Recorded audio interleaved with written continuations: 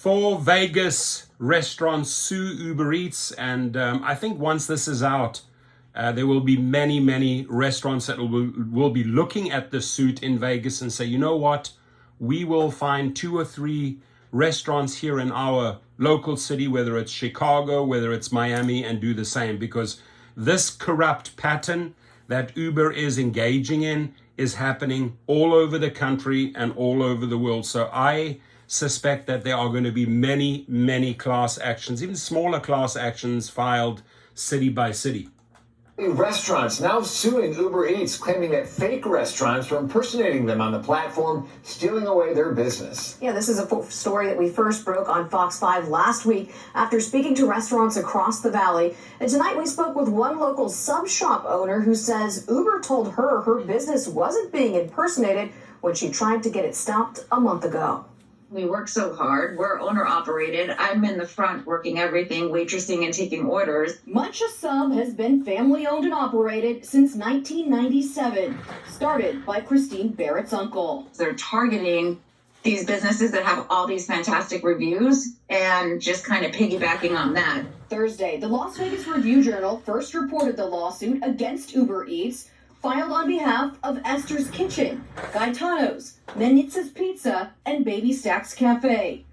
All say they never signed up for Uber Eats, but found imposters using their name on the site, baby. Which also happened to Munch a Sub, a customer showing the owner the online food delivery listing for her restaurant. He goes, "Is this you guys?" And I'm like, "No." And I thought he was kidding. It said Munch a Sub, our logo, and then it said "and pizza" with.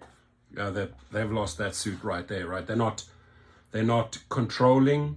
They are not fact-checking their restaurant database. They're allowing other restaurants to fraudulently use other restaurants' logos. They've lost this one. So I think Uber Eats is going to engage in a massive cleaning up campaign, which is going to hurt their bottom line, because everything is just based on pumping it up, juicing it up, and making it look bigger than it actually is.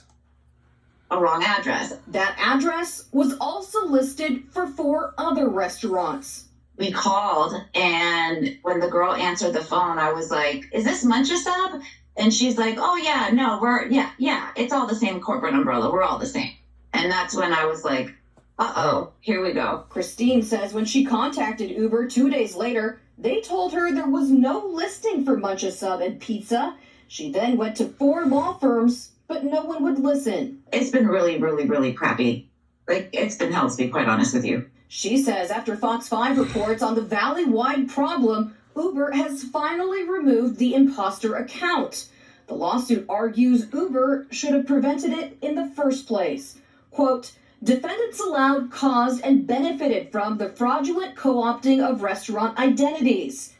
So I just want to stop here for a moment, because this arbitration clause that Uber, Lyft, and all these gig companies have, DoorDash, for example, it doesn't matter whether you are a rider or a driver or a restaurant.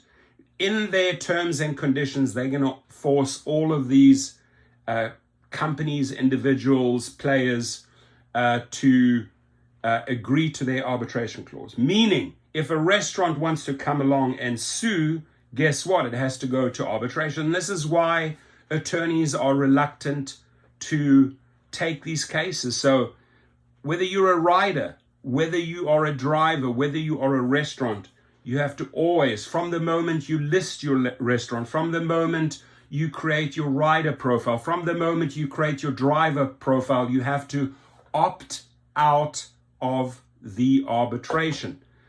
To opt out later, 4 or 5 terms and conditions changes down the line ain't gonna help you. It has to be done from day one. If you have opted out each and every single time, you could turn around and say, "Listen, I'm suing you in superior court. There's nothing that you can do. I've opted out of all your arbitration clauses." So it doesn't come to us, it doesn't surprise me that this woman was running around trying to find an attorney. By allowing for any individual to claim to be a restaurant in Nevada without requiring reasonable authentication. And Uber defendants took a 30% cut of all fraudulently obtained payments made through these unethical and illegal activities.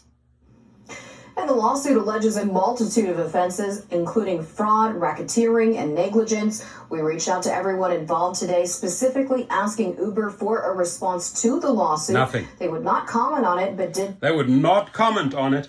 So my advice, I hope that a lot of restaurants come across this, this Fox News or whatever, or my video, because what you really have to do now is research, is this being done to you? Are you being impersonated? Are other restaurants faking it and using your logo and stealing your customers? Okay, if you have that in place, then you need to reach out and do some research on other restaurants. Hey, did you realize that this and this and this is being done to you, right?